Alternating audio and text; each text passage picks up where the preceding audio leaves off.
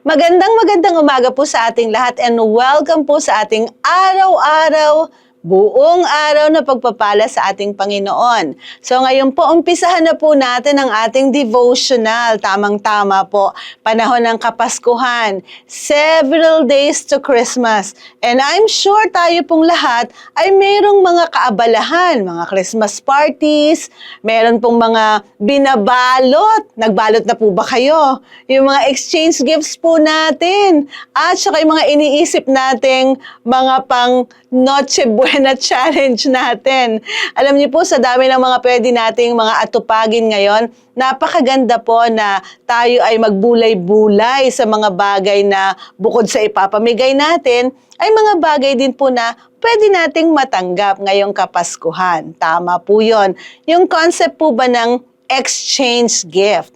At ang pinakamaganda po, meron pong sinasabi ang Biblia na indescribable gift. At yan po nawa ang matanggap natin sa ating mga buhay. Sabi po sa 2 Corinthians chapter 9 verse 15, "Thanks be to God for His indescribable gift." Amen. Ibig sabihin, wala daw pong makaka-describe o wala daw pong words enough to describe this particular gift that is from God. Ano naman po kaya itong indescribable gift na ito?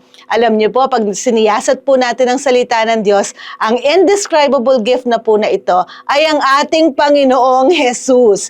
Amen. Ang Kapaskuhan po, tungkol po yan sa kapanganakan ng ating Panginoon. At sinasabi po ng Biblia na siya yung indescribable gift na pwede nating tanggapin sa ating mga buhay.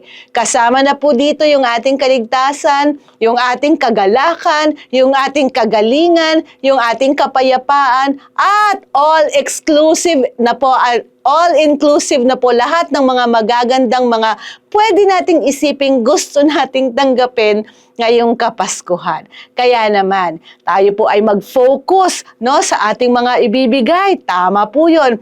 Pero mag-focus din po tayo doon sa indescribable gift na gusto nating matanggap at manatili po sa ating mga buhay. So ngayong umaga na po ito, mananalangin na po tayo dahil gusto nating manatili sa ating mga buhay yung kapangyarihan ng ating Panginoon sa pamamagitan ng kanyang salita na tanggapin po natin yung indescribable gift na yan, Jesus Christ in our lives. So join me in this prayer.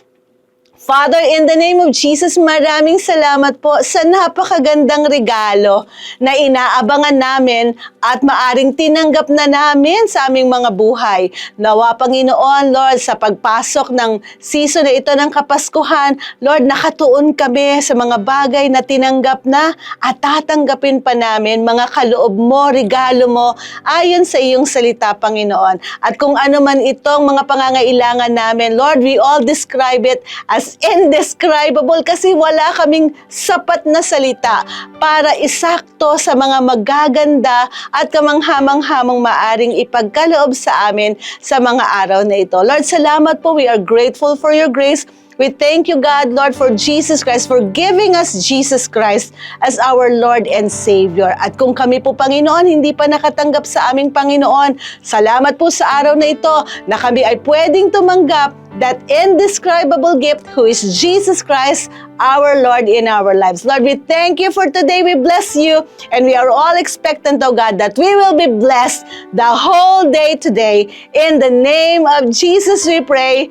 Amen, amen, amen. So God bless you po and I will see you soon. Bye!